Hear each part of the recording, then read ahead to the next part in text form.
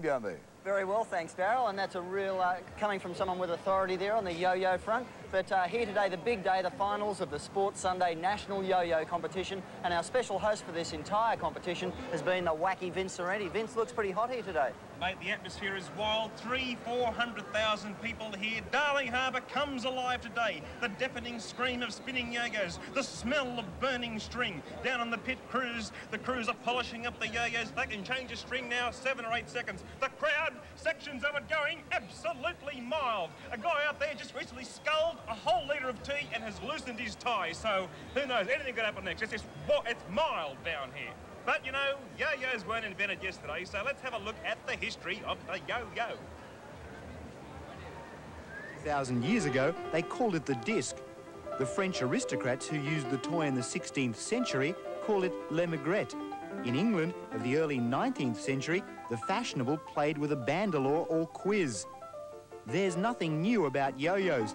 In almost every patent office in the world, there lurk plans like these for a wonderful new spinning toy. It wasn't until the 1920s, though, that yo-yos became big business when this man, Donald F. Duncan, a millionaire who made his fortune from parking meters, started marketing the toy. He'd seen a yo-yo like this, one of the hand-carved models brought to America by Filipino immigrants. It was they who called them yo-yos, their local dialect for comeback. America went crazy over the Duncan yo-yo.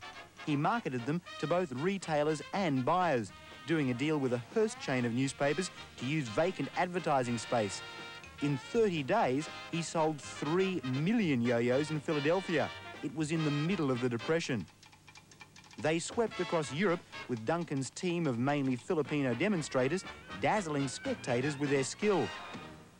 But the days of the Duncan yo-yo were numbered, and with stiff competition, the brand finally died in the middle of the 60s. It was a Duncan demonstrator, though, who took the kernel of Duncan's marketing strategy and revived the yo-yo around the world. His name was Jack Russell. This is Russell demonstrating the genuine Jack Russell yo-yo in Japan in the 50s. His idea was to go into a market with a team of champion demonstrators, stage competitions and a major marketing campaign through newspapers and television. After 6 to 10 weeks, the Russell yo-yo team would pull out to revisit the market in another 4 or 5 years. What they were doing was manufacturing a craze, and it was a craze that hit Australia hard in 1958 when these pictures were taken of the first yo-yo promotion here. It was a younger, more naive country then. This is a Coke ad of the period. You'll feel refreshed, you'll be refreshed, you'll work and play at your sparkling best. So refresh yourself, enjoy yourself with ice cold Coca-Cola. Russell has traditionally teamed up with Coke in a joint promotional campaign. These are yo-yos sold in Australia, from the first tin 1958 model, still called a Duncan, through the 60s to the models sold today. Gustavo Velez is heading this Australian campaign. He's managed similar crazes in 43 countries over 15 years. Most, but not all, huge successes. The Jack Russell Company has been involved for the last 40 years, and we've been to 65 countries.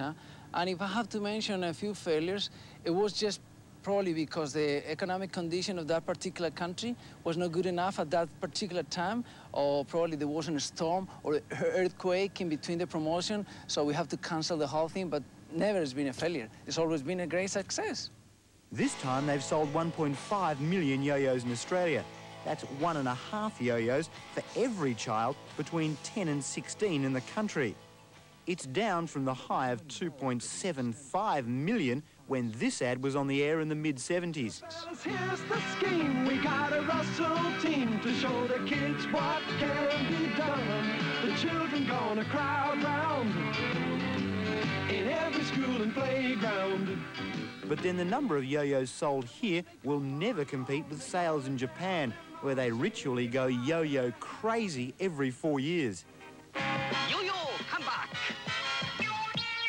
新しいテクニックと一緒にあの赤いブレザーが帰ってきた。さあ、また華麗なるヨーヨーテクニックに君もチャレンジだ。